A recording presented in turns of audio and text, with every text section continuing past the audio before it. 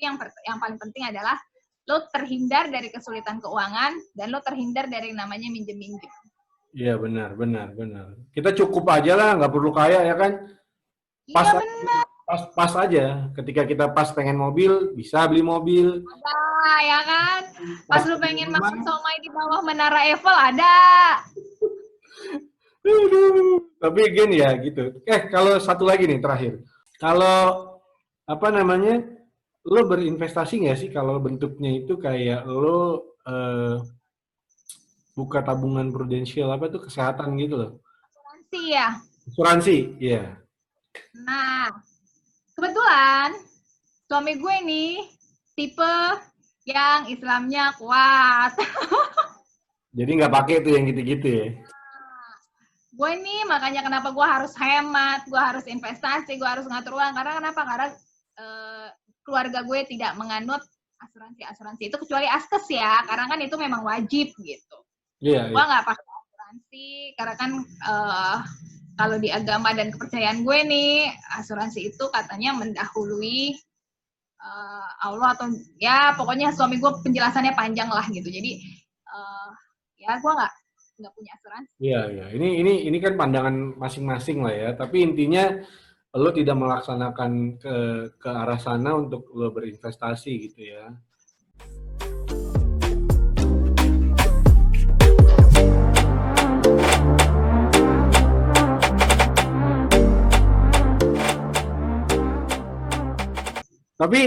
Tapi lu sekarang dari pengalaman tersebut udah bisa membatasi dong. Gue minimum rugi berapa persen yang harus gue jual nih gitu. Ada nggak? Jadi gue lebih banyak sekarang bukan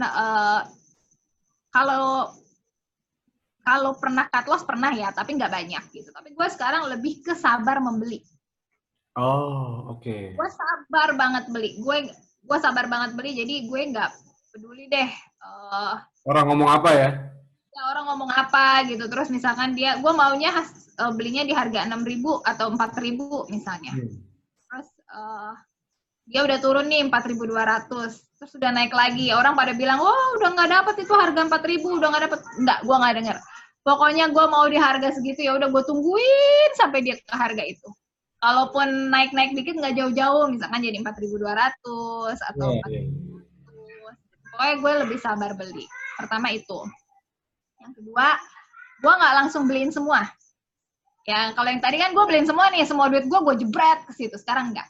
Misalkan gue mau berinvestasi di Astra, atau di Indofood misalkan, ya gue target gue, misalnya gue harus punya Indofood 10 juta, gue harus punya Astra 10 juta, ini misalnya ya, atau 5 juta lah. Nah, Indofood nih 5 juta, gue beliin dulu 1 juta. Gue lihat nih, dia trennya naik apa turun gitu kan, terus gue baca lagi. Oh dia masih bisa turun, ya udah gue beli lagi 1 juta. Terus jadi gue belinya nyicil, nggak beli langsung berdasarkan pengalaman gue. Oke. Terus averaging down, harga gue tambah turun kan, jadinya harga rata-rata gue tambah turun. Jika dia naik, jadi profitnya maksimal. Oke. Jadi lo riset juga ya kan, lo testing market juga dengan pelan-pelan gitu ya. Jadi nggak yang langsung blek gitu istilahnya gitu ya. Kayak gitu. Karena kan gue pernah punya pengalaman. Benar. Tiba semua di situ gue udah nggak punya duit lagi ya. Gak beli lagi aja. Jadi ntar harganya turun, mana duitnya? Iya. Gue udah nggak punya duit lagi gitu. Karena kalau misalkan kita beli dalam jumlah besar, misalkan kita masukin 10 juta, terus kita bulan depan cuma punya duit 3 juta, ya cuma juga harganya nggak akan dibawa jauh gitu kan turunnya. Iya sih, jadi masih mendingan di cut loss ya, waktu itu ya. Nah, jadi waktu itu mendingan di cut loss. Pokoknya Ki, kalau lo terjun ke saham, lo jadi terpaksa belajar, lo jadi terpaksa baca, Iya. jadi terpaksa sabar, lo jadi terpaksa nggak rakus. Oke. Belajar di situ ya. Iya, jadi terpaksa nggak rakus. Karena banyak banget teman-teman gua gitu ya yang di grup itu, nanti naik lagi, nggak usah jual, tunggu padahal untungnya itu udah 20%, itu udah 15%, nggak tunggu, taunya besoknya resesi nih kayak sekarang nih. Nah, udah balik lagi deh ke awal harganya. Iya, ya itu ada kuasa Tuhan juga tuh di situ ya. Malah kita tanpa campur tangan yang maha kuasa kan kalau kata Anyang Geraldine ya. Nah, lo sebagai financial advisor juga nih di rumah tangga lo berarti ya, lo mengarahkan arah investasi lo, penggunaan pendanaan dari rumah tangga, itu semua lo yang advice ya ke keluarga ya, maksudnya karena gue lihat lo kemarin itu ada posting juga dari penghasilan lo dan suami yang lo dapat berdua itu ada persentasenya tuh ternyata ya. Iya. Iya. Itu buat pembelajaran kita nih. Kalau lo sebagai financial advisornya keluarga lo menyikapinya gimana tuh? Tanpa perlu, maksudnya gini, kita sharing secara knowledge tanpa perlu nominalnya kan gitu. Jadi presentasinya itu loh dalam keluarga bisa lo atur itu gimana, itu boleh tahu nggak? Kalau gue gini Ki, gue selalu sama Aska itu berprinsip bahwa kita hidup sesuai penghasilan Aska, sesuai penghasilan suami gue gitu kan. Standar hidup kita ada di situ. Oke. Okay. Nah, jadi terlepas dari banyaknya pendapatan lain-lainnya dia gitu ya, gue membagi itu, ya lu tau lah kan ya gaji PNS. Nah jadi tuh kalau dari gajinya dia full 100% adalah untuk biaya hidup. Oke. Okay. Gaji dan tunjangannya dia. Gaji dan tunjangannya. Ya, pokoknya itu nggak ada deh porsi investasi, porsi tabungan, itu nggak ada. Gaji dan pendapatan dia itu full, semua habis untuk biaya hidup. Sekolah anak-anak, makan gitu kan. Ya kebutuhan rumah tangga, pokoknya biaya hidup satu rumah. Nah, gue itu mensupport. Kan kita kan kadang adalah kayak kemarin nih biaya tak terduga, atau listrik naik. Lo ngalamin nggak listrik naik? Ya, betul. Kan dari tadinya gue sudah mengalokasikan, biasanya kita listrik misalkan sekian gitu ya. Tiba-tiba listrik naik nih. Nah, disitulah gue mensupport untuk biaya-biaya yang tiba-tiba melonjak. Ya. Tapi gue juga mentargetkan bahwa gue tuh mensupport tuh berapa persen sih gitu kan. Gue mensupport berapa persen. Gue sepertiga gitu. Kalau yang gajinya gede, gaji pokok suaminya gede tuh lebih enak gitu, bisa pakai persentase. Kalau gue gaji SK udah 100% buat biaya rumah tadi. Nah, gue mensupport tuh sepertiga. Oke. Okay. Gue mensupport sepertiga dari gaji gue untuk keluarga. Rumah tangga, iya. Rumah tangga. Jadi misalkan nih biaya listrik naik, terus udah gitu harga makanan mahal, terus sekarang harus beli vitamin segala macem gitu ya, itu tetap ada batas maksimalnya. Walaupun gaji gue masih ada nih 2/3-nya, tapi gue nggak mau gitu, nggak bisa. Pokoknya over budgetnya itu adalah 1/3 dari gaji gue gitu kan. Over budgetnya biaya hidup kita itu adalah 1/3 dari gaji gue. Dan itu dia agree untuk itu. Jadi ketika ada yang di sini melonjak, kita harus saving di mana gitu kan. Makanya kemarin gue bilang kan, gue bisa hemat di makan, gue bisa hemat di online shop gitu kan. Jadi harus ada yang nutupin dari over budget itu. Terus sepertiga gaji gue lagi adalah untuk gue sendiri. Jadi terserah gue mau diapain, mau gue beli online shop, mau gue beli apa, terserah gue. Itu adalah me time lo ya, me time-nya lo gitu ya. Time-nya itu nggak bisa diganggu-ganggu. Tapi kebanyakan sepertiga itu pun gue taruh, gue invest, nggak gue abisin gitu. Oh, I see. Oke. Karena gue kadang-kadang nggak sanggup juga menghabiskan itu gitu kan. Banyak. Gue nggak tahu lah. Banyak berarti itu ya. Gue mau beli baju, gue nggak punya lemari yang gede, Ki. Lemari gue udah nggak muat. Oh, kirain karena duitnya nggak habis-habis ya kan? Jadi gue mau beli apa ya? Gue mau beli apa nih? Gue mau beli baju lagi. Aduh, lemari mau ditaruh di mana? Lemari kecil, harga lemari mahal. Lebih ke situ. Iya. Akhirnya lo invest lagi tuh. Wah, gitu kan. Jadi dari sepertiga itu pasti ada yang gue invest lagi. Kadang-kadang bahkan dari sepertiga itu setengahnya bisa gue invest lagi. Gitu.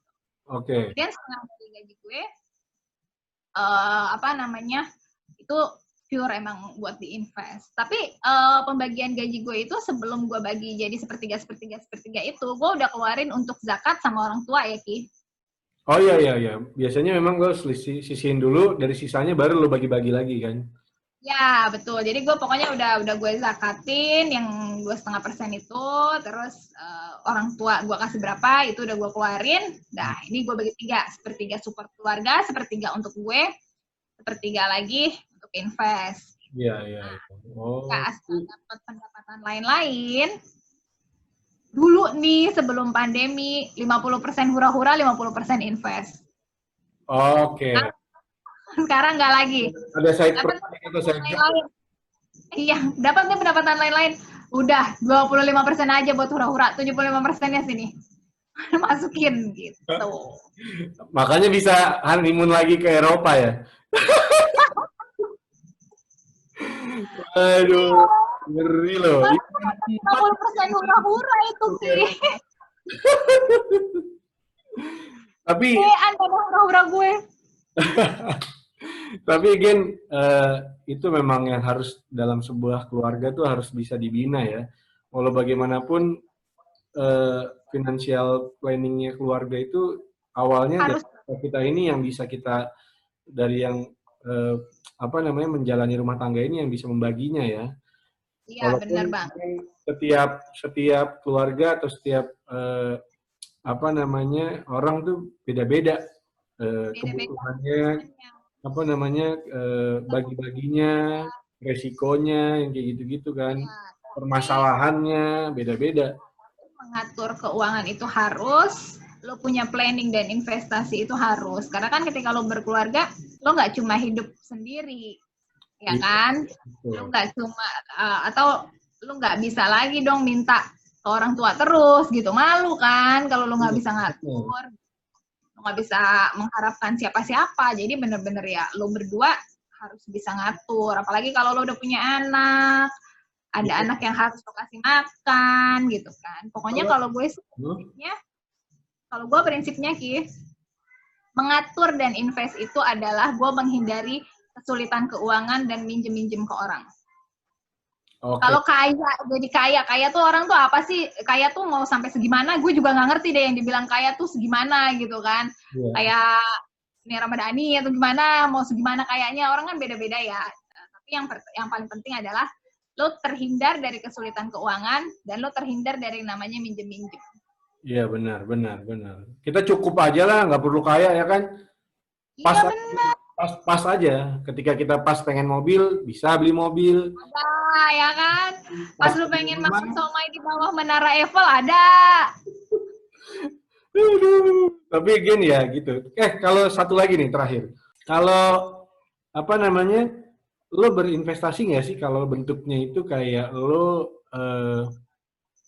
buka tabungan prudensial apa tuh kesehatan gitu loh? Asuransi ya. Asuransi, iya. Nah, kebetulan suami gue nih tipe yang Islamnya kuat. Jadi nggak pakai tuh yang gitu-gitu ya? Gue nih makanya kenapa gue harus hemat, gue harus investasi, gue harus ngatur uang. Karena kenapa? Karena keluarga gue tidak menganut asuransi itu kecuali askes ya, karena kan itu memang wajib gitu.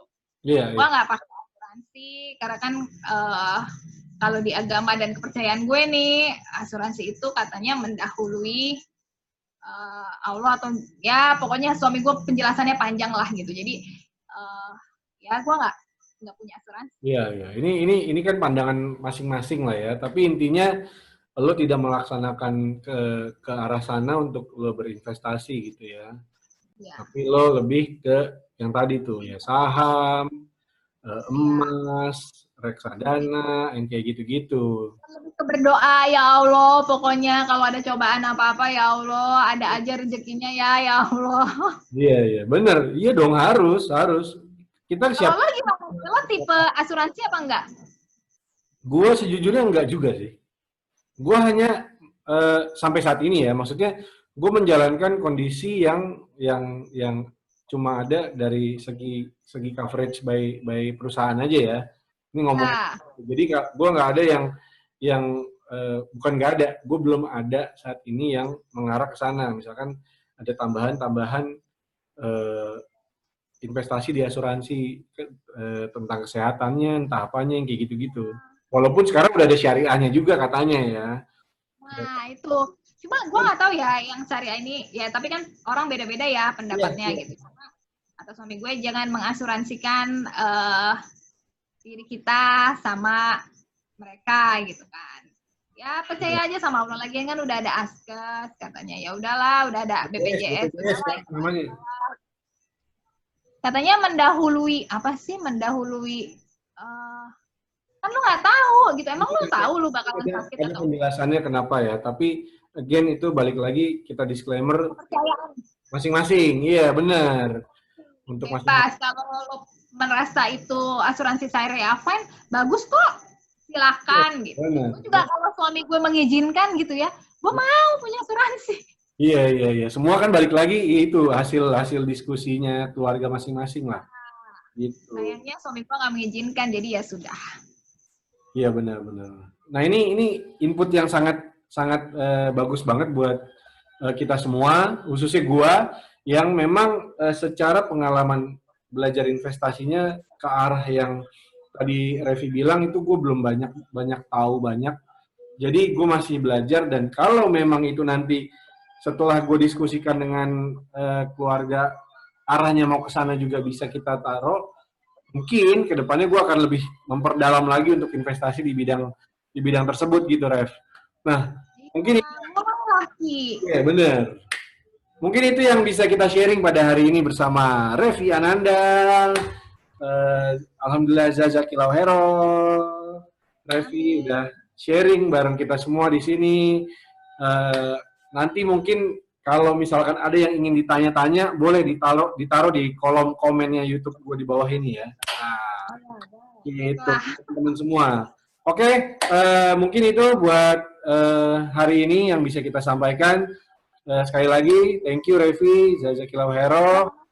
Sampai ketemu Ngobras dakwaan berikutnya. Jangan lupa subscribe, share, like, dan komen di kolom YouTube channel gue, Rafki Chandra. Thank you. Dah. Deh ya, Ki.